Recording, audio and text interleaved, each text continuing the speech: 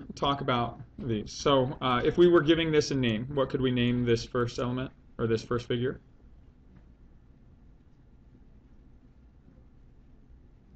All right, so we could call it MNOP. If you wanted, you could put a rectangle symbol in front, or you can spell the word rectangle. You don't necessarily need to. MNOP is fine. That will indicate what you have.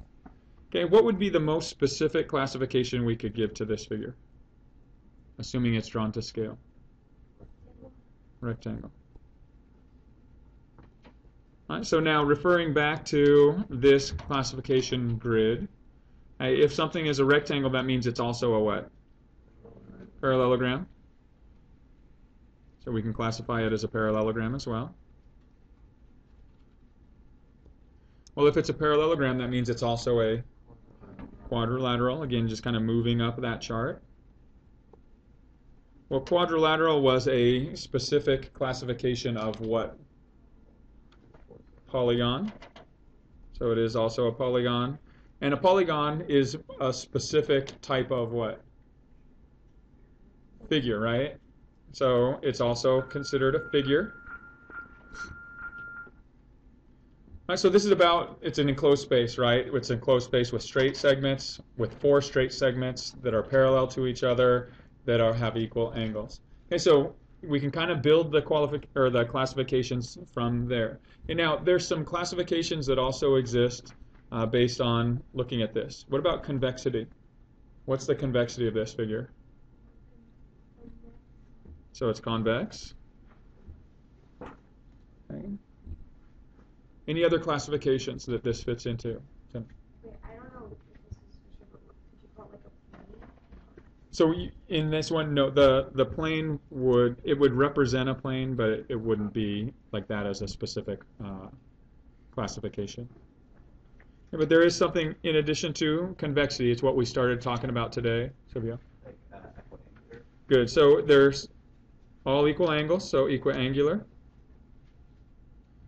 Okay. Any other classifications that you can think of? All right, so these are all the classifications that you would be expected to identify in a multiple choice type question for a quiz. Okay, so again, if you're looking through, don't just find rectangle and stop there.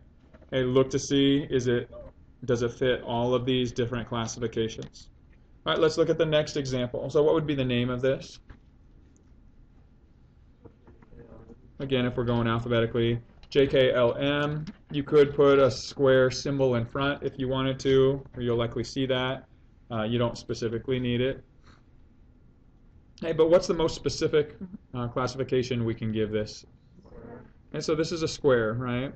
So if we start with a square, well, if it's a square, that means it's also going to be a, and so even before that, rectangle and a rhombus. Again, you don't have to be in the order, but you have rectangle and rhombus. And then if it's both a rectangle and rhombus, that means it's also a parallelogram. And then it's going to model the same set here. If it's a parallelogram, it's also a,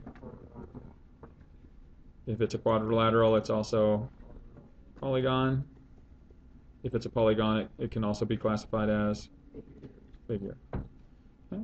So let's look at the convexity of this. So is this a concave or convex polygon? Convex. So also convex. Okay. And is it equiangular? So it's equiangular. It also has equal sides, so it's equilateral. And if it's both equiangular and equilateral, it is. So you have to say equilateral and equiangular. You can't just say regular. Yeah.